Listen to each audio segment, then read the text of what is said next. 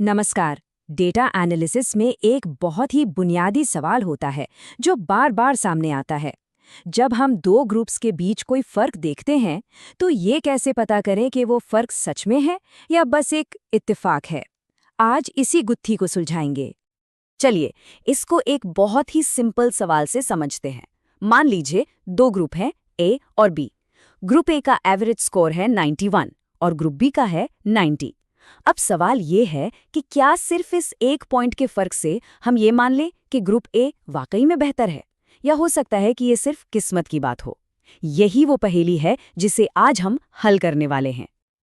असल में सबसे बड़ी चुनौती यही है, एक असली मतलब वाले अंतर को उस रैंडम नॉइज या उतार चढ़ाव से अलग करना जो किसी भी डेटा में, आप जानते हैं, नेचुरली होता ही है। और जानते हैं, इसी काम के लिए तो स्टैटिस्टिकल सिग्निफिकेंस टेस्ट्स बनाए गए हैं। तो ठीक है, इस प्रॉब्लम को सॉल्व करने के लिए हमें सबसे पहले एक टूल चाहिए। एक ऐसा टूल जो इस रैंडमनेस या संयोग को नाप सके, और उस टूल का नाम है स्टैंडर्ड एरर। इसको ऐसे समझिए कि स्टैंडर्ड एरर एक तरह से रैंडमनेस का पैमाना है। ये हमें एक आइडिया देता है कि अगर हम किसी बड़ी आबादी से एक छोटा सा सैंपल लेते हैं तो सिर्फ बाय चांस उस सैंपल का औसत पूरी आबादी के असली औसत से कितना अलग हो सकता है। ये वो अंतर है जिसकी हम महज संयोग से उम्मीद कर सकते हैं। यहाँ एक बात साफ करना बहुत ज़रूरी है। देखिए, एरर शब्द से ऐसा लग सकता है कि कोई गलती हुई है, पर ऐसा बिल्कुल नहीं है। जैसा कि इस किताब में भी बताया गया है, स्टैंडर्ड एरर का मतलब कोई मिस्टेक या चूक नहीं है। ये तो बस डेटा में जो नेचुरल उतार चढ़ाव होता है ना, उसको नापने का एक तरीका है। और पता है, ये उतार चढ़ाव सीधा सीधा सैंपल के साइज से जुड़ा होता है। अगर सैंपल छोटा है तो उसमें बाई चांस उतार चढ़ाव की गुंजाइश ज्यादा होगी, इसलिए स्टैंडर्ड एरर बड़ा होगा। वहीं दूसरी तरफ अगर सैंपल बहुत बड़ा है तो वो हमें एक ज्यादा भरोसेमंद पिक्चर देगा, और इसलिए उसका स्टैंडर्ड एरर भी छोटा होगा। तो अब जब हम स्टैंडर्ड एरर को समझ गए हैं तो हम एक दोराहे पर आकर खड़े हो जाते हैं। हमें अपने डेटा के लिए सही रास्ता चुनना होता है, और ये चुनाव इस पर डिपेंड करता है कि हमारा सैंपल साइज कितना बड़ा है। यहीं से दो मेन रास्ते निकलते हैं, जेड टेस्ट और टी टेस्ट। चलिए पहले रास्ते पर चलते हैं। ये रास्ता हम तब चुनते हैं जब हमारे पास अच्छा खासा डेटा हो, मतलब एक बड़ा सैंपल। आमतौर पर अगर 30 से ज़्यादा ऑब्जर्वेशंस हैं तो उसे बड़ा सैंपल मान लिया जाता है, और इसके लिए हम जेड टेस्ट का इस्तेमाल करते हैं। जेड टेस्ट का लॉजिक ना बहुत सीधा साधा है। ये बस ये देखता है कि दो ग्रुप्स के एवरेज के बीच जो फर्क हमें दिख रहा है वो स्टैंडर्ड एरर के मुकाबले कितना बड़ा है। सिंपल सी बात है, अगर फर्क स्टैंडर्ड एरर से काफी बड़ा है तो शायद ये सिर्फ एक संयोग नहीं है। आइए इसको एक उदाहरण से समझते हैं, बड़ा मजेदार है। एक स्टडी में 50 लड़कों और 50 लड़कियों की हाइट नापी गई। लड़कों की एवरेज हाइट थी 151.6 सेंटीमीटर और लड़कियों की 147.4 सेंटीमीटर।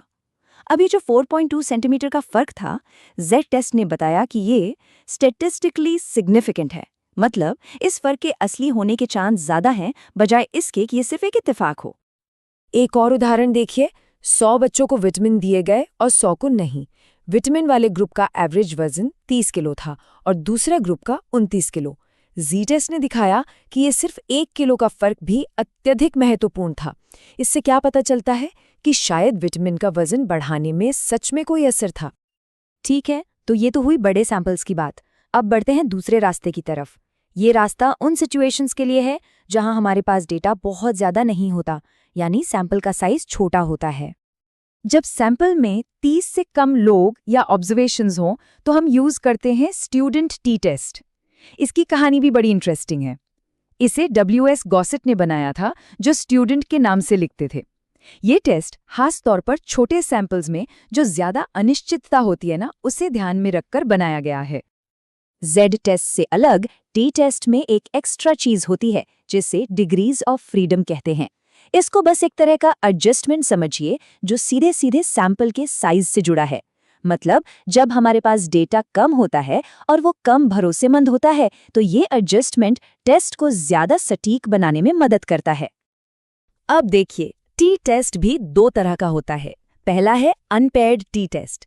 ये तब यूज होता है जब हम दो बिल्कुल अलग अलग आजाद ग्रुप्स की तुलना करते हैं, जैसे एक कंट्रोल ग्रुप और एक एक्सपेरिमेंटल ग्रुप। और दूसरा है पेयर्ड टी टेस्ट। ये तब यूज होता है जब हम एक ही ग्रुप को दो अलग अलग समय पर नापते हैं, जैसे किसी दवा का असर देखने के लिए इलाज से पहले और बाद का ब्लड प्रेशर। यहाँ एक अनपेयर्ड टी टेस्ट का उदाहरण है। 13 बच्चों को विटामिन दिए और 12 को नहीं। विटामिन वाले ग्रुप का वजन एवरेज 4 पाउंड बढ़ा, जबकि दूसरे का सिर्फ 2.5 पाउंड। देखिए सैंपल कितना छोटा है, फिर भी टी टेस्ट ने ये नतीजा निकाला कि ये फर्क महत्वपूर्ण है। और ये पेयर्ड टी टेस्ट का एक बेहतरीन उदाहरण है। एक ही ग्रुप के 9 लोगों का ब्लड प्रेशर दवा देने से पहले और बाद में नापा गया। एवरेज ब्लड प्रेशर में जो कमी आई, टी टेस्ट ने उसे अत्यधिक महत्वपूर्ण माना। इसे क्या पता चला कि दवा का असर असली था। तो हमने जी टेस्ट भी देख लिया और टी टेस्ट भी। अब समय है इन सारी चीज़ों को एक साथ जोड़कर ये समझने का कि आखिर इसका असली मतलब क्या है, इसकी बड़ी पिक्चर क्या है। तो चलिए फटाफट से मेन पॉइंट्स को रिवाइज करते हैं। पहली बात, स्टैटिस्टिकल टेस्ट हमें ये तय करने में मदद करते हैं कि कोई फर्क असली है या सिर्फ बाई चांस है। दूसरी बात, स्टैंडर्ड एरर संयोग को नापने का हमारा पैमाना है। तीसरी, बड़े सैंपल के लिए जी टेस्ट, छोटे सैंपल के लिए टी टेस्ट। और सबसे जरूरी बात, जब भी कोई नतीजा महत्वपूर्ण या सिग्निफिकेंट कहलाता है तो इसका मतलब है कि उसके सिर्फ संयोग से होने के चांसेस बहुत बहुत कम हैं। तो ये बहुत कम चांस कितना कम होता है? देखिए साइंस में आमतौर पर एक लिमिट तय की गई है 5% की। इसका मतलब ये है कि अगर किसी फर्क के सिर्फ बाय चांस होने की संभावना 5% से कम है तो साइंटिस्ट उसे महत्वपूर्ण मान लेते हैं। वो एक तरह से ये रिस्क लेने को तैयार होते हैं कि 100 में से 5 बार वो शायद गलत हों पर 95 बार सही होंगे। तो अब अगली बार जब कोई ये पढ़े कि किसी स्टडी का रिजल्ट स्टैटिस्टिकली सिग्निफिकेंट है तो ये असल में क्या बताता है? इसका सीधा सा मतलब है कि रिसर्चर्स ने संयोग को एक वजह मानने से इनकार कर दिया है। ये इस बात की तरफ एक मजबूत इशारा है कि जो असर दिखा है, चाहे वो दो ग्रुप्स के बीच का फर्क हो या किसी दवा का असर, वो शायद असली है। आखिर में ये सारे टेस्ट हमें इस डेटा से भरी दुनिया में शोर से सिग्नल को अलग करने की ताकत देते हैं।